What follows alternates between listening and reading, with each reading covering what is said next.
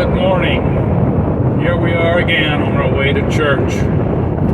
But I think I've got a message for you today. It's something that recently happened. And God teaches us from our experiences, I think. Some of you may know that I go to a men's fellowship breakfast once a month.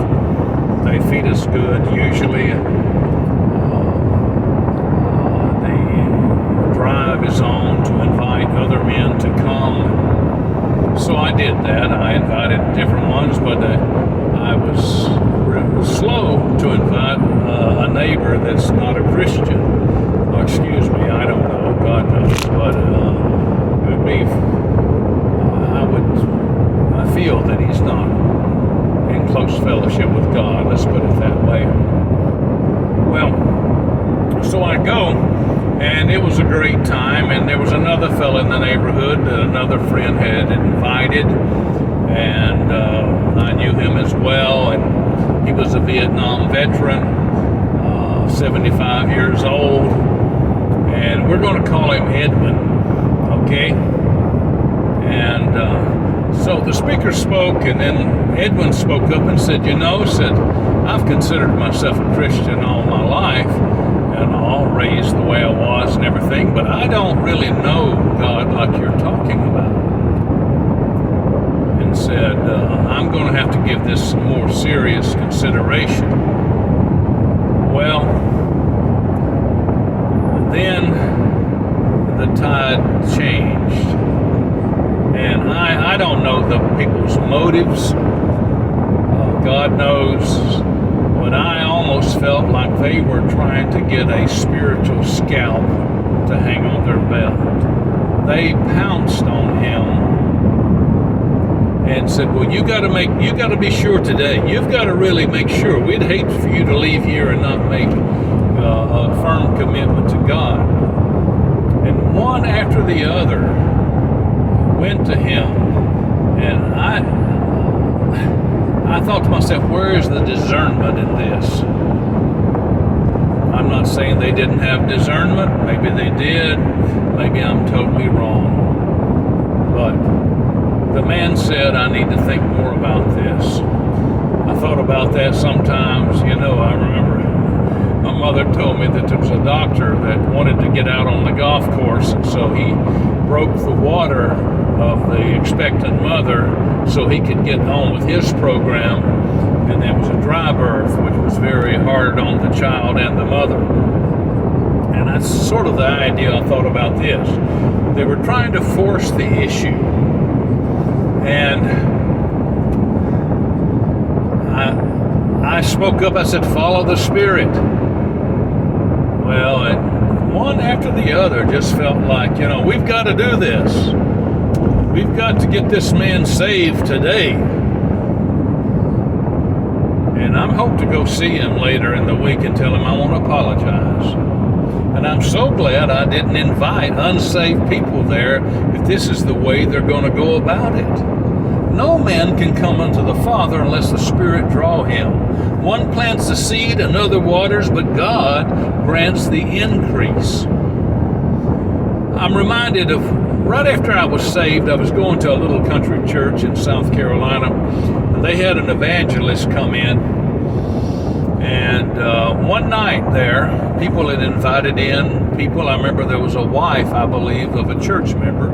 She wasn't a church member, but she was there that night. They'd got her to come. And the evangelist got up and put a test on the people. Now, if you know that you're saved and entirely sanctified, I want you to stand up right now. So now I want you to move out of your seats and stand around on the wall of the church and look in at all these people that are not where they ought to be. And hell's going to be hot and all this stuff. And I thought, what a shame, a crying shame. I remember there was a dear friend of mine there. She was chewing gum, looked like a cow chewing her cud. Looking in on that poor soul there in the middle. There's one or two in the middle.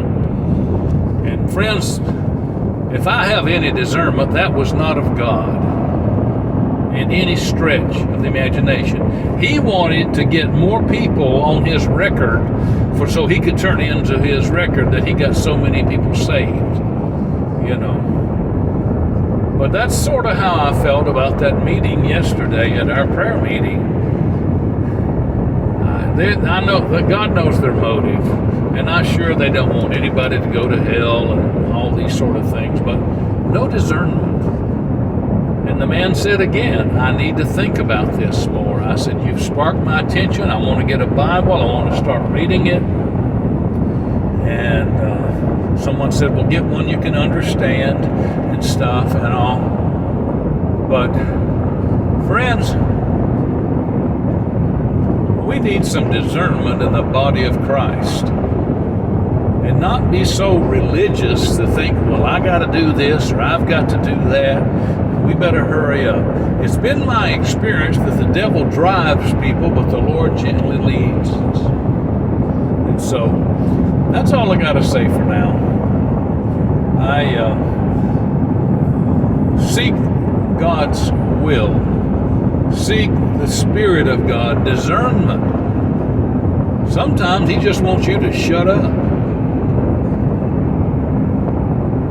I don't think some people were listening yesterday. Oh well. But I hope I can go visit Edwin, not his real name, this week and apologize to him. But maybe see if he's got any questions. See if I can help him. See if I can water the seed that was planted. He doesn't have to get saved on my watch, folks. God help us. Forgive me for getting stirred up, but sometimes I think we need to. I love you. I pray that God will continue to speak to you and that you have enough sense to listen to Him, when to speak, when to shut up. Y'all, walk with the King of Kings today. Y'all be a blessing. I'm looking forward to fellowshipping with some of God's choicest saints in a few minutes. We're almost there. Y'all take care. You hear? God bless you.